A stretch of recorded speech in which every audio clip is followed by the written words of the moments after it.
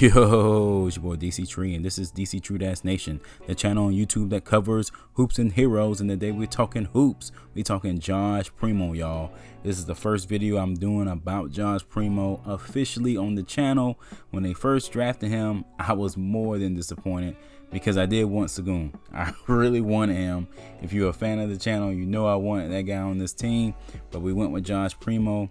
And I did check him out in the summer league a couple weeks ago, and I gotta say he is pretty smooth. You get what I'm saying? The jury is still out on whether he was the best pick for us, but I gotta be honest, man, he was smooth, man. He was smoother than a Steve Kerr jump shot in the Western Conference Finals, baby. In Game 5, the Mavericks are feeling the pressure here in the fourth quarter. And right now, Dallas doesn't want to double because this man has been killing it. Kerr again! Steve Kerr with another three! His offensive game is smoother than Michael Jackson was with that girl that time. What's the problem? Come on, I'll take you home.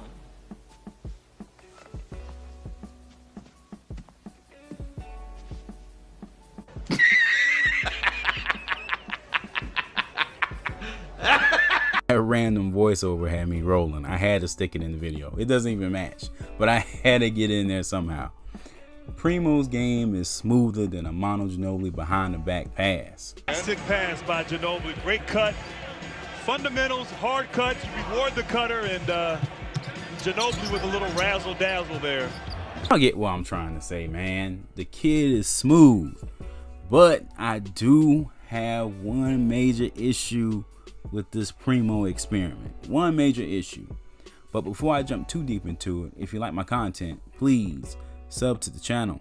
Okay, this is a positive week for your boy. I figure I'd go back and look over some of the negative things I've said about the Spurs, some of the negative things I said about players, dealing with the Spurs, and kind of, see the positive side of things. And I did that yesterday or the other day with my Ben Simmons positive video. So here I am doing it again with Josh Primo. And don't get me wrong, I'm kind of with Murray on this one. Like, I wasn't necessarily bashing Primo as a person, Primo as a player, Primo at all. It really was less about him and just more about the Spurs picking another guard. You get what I'm saying? So it was never anything personal, although fans always want to make it personal, like, oh, you're bashing Primo, or oh, you're disrespecting Primo, or if he sees what you post, he's going to feel some type of way. And that was more in regards to DeJounte, because I'm sure Primo has no idea who I am.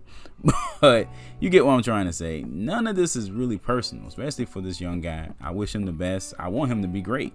But in the moment, it was just a weird pick. You get what I'm saying? And we will see if it was worth the risk. But with that said, a lot of positive things to say about this guy from the summer league I saw. And the biggest takeaway I got from him, although he is a little small, his body needs the bulk up, he needs some muscle. I'm curious if he's going to be bullied around on the defensive end. Outside of that, let's put that to the side for a second. His offensive game is smooth. Like I said in the opening, it's very smooth. And he doesn't have to work hard for his offense, and that's always a good thing. That's a beautiful thing. You guys know I'm a Murray guy. Murray has to work hard for his offense. He has to come off a screen, he has to cut, he has to dribble the ball a lot, to really get his offense, because that's not really his bread and butter. Primo can spot up from anywhere and let it fly, and there's a good chance it's gonna go in. Fadeaways, floaters. I'm talking about like floaters by the free throw line, straightaway threes, side threes, step backs. He was doing everything. He was showing a little bit of everything. And he's not a perfect player, but some of these things you can't teach. You get what I'm saying? And he has a natural knack for offense, and that's a blessing. Easy offense in a league that's geared towards offense is always a plus. And he's only 18 and he hasn't got the experience yet, so I like that about him so far. Another aspect of his game, his offensive game, that I really liked was the fact that he does have potential to be a long-range sniper. He has a fearlessness with the basketball. He doesn't hesitate to fire from three. He had, a final game buzzer shot in one of those summer league games. The Spurs lost, but it was from long distance, and he nailed it in the clutch, if you want to call it that. The game was almost over, but it was still impressive that he wasn't hesitant to take that long three. And he takes a lot of long threes from every part of the court. He isn't afraid to let it fly. And then with some help from Chip England, assistant coach Chip England, some mechanical issues here and there, I'm sure he has what it takes to be a sniper, to be, and I'm not saying he's Steph Curry. I'm not saying that, not by a long shot. But be that type of player that can pull up from anywhere. Steph, Dame Lillard, those type of guys, Gilbert Arenas back in the day, depending on how long you've been a fan, just having the ability, 2-3 feet behind the 3-point line, letting it fly and being a legitimate threat. He has that skill set already, and I can tell that just from the summer league games that he can do that. Now the question always comes into play, when you play against the big boys, the actual pros, are you still going to have that type of confidence? Are you still going to be able to let it fly? And I want to say yes in an optimistic way, because like I said, his offense is effortless. It doesn't seem like he's straining himself. Hell, it doesn't even look like he sweats. You gotta see in the game, it don't even look like he's sweating out there. The shooting touch is just there, and not every shot goes in, and I'm sure he can work on his shot selection. He had a game or two where he didn't shoot well from the field, but at the same time, you can tell when someone's really working hard for offense and someone who's kind of picking his spots. Even when he shoots the ball, his release looks good. His wrist pops, is nothing but the bottom when he's on. So again, that's a good thing. Easy offense, and like I said before, long range potential, which is pivotal. Did I say that right? Pivotal in this league.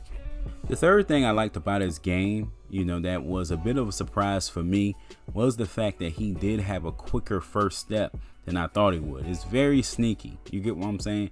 Don't get me wrong, he is a pretty quick player. He can jump. He has a hell of a vertical. He does have that athletic ability, but he was able to kind of get around the basket in a craftier way than I expected. Like I told you, he did, like I said earlier in the video, he did have a couple floaters. He had a floater, very Tony Parker-esque in the lane, almost all the way by the free throw line. Nothing but the bottom. You get what I'm saying? He's able to, drive to the basket, use his long arms to go over defenders, up and unders, those type of athletic moves, okay? He seems like he's pretty aggressive on the glass, which is a good thing because he has the ups for putbacks and those type of things. I'm pretty sure, just like Lonnie Walker did a couple years ago when he was a younger player, that this guy is going to have a couple highlights next season. You get what I'm saying? So his athleticism, his speed, and his first step was a little bit of a surprise for me. I liked what I saw. You get what I'm saying? Again, I'm kind of concerned about his body, his frame. He just, and don't get me wrong, I guess it has something to do with his face too, which is weird that I'm saying that. But he looks so young in the face that it makes me think maybe he's not as strong as he should be, and I could be completely wrong about this. Until I see more of him and see him against NBA talent get bullied a little bit and see how he responds, it's going to be hard for me to visualize that any other way as of right now, as of this video, which I hope changes, okay? Okay, this video has run a little longer than usual, but I want to save my, apprehension about Primo for last. You get what I'm saying? The problem I have with Primo, or surrounding the Primo experiment, is, will Greg Popovich play this guy? Like, seriously, like, this is an issue that we have had for years. And I think it's safe to say that it's beyond frustrating. So when I see the Spurs signed folks like Forbes, I'm like, ugh, man, I could just see Popovich starting him again, which I'm glad he's on the team. But then I'm like, where are the minutes for Primo gonna come from? Like, we got so many perimeter-based players. Like, how is this gonna happen? Is he gonna spend all his time in Austin? I want to see the guy get some real burn because I like his game, and he has to get knocked around a few games for him to get better. So that's my only apprehension. And I had that apprehension early in the draft when they picked him, because it wasn't necessarily something against him, but I'm like, dude, when is he going to play? When? The minutes are so scarce. Think about Vassell. Vassell barely played last year. I guess we'll see. All right, guys, that's it for this one. Let me know how you feel about this Primo situation. The kid has talent. I got to give you that. I'm just not sure when he's going to play. All right, guys, I will catch you in the next one. Peace.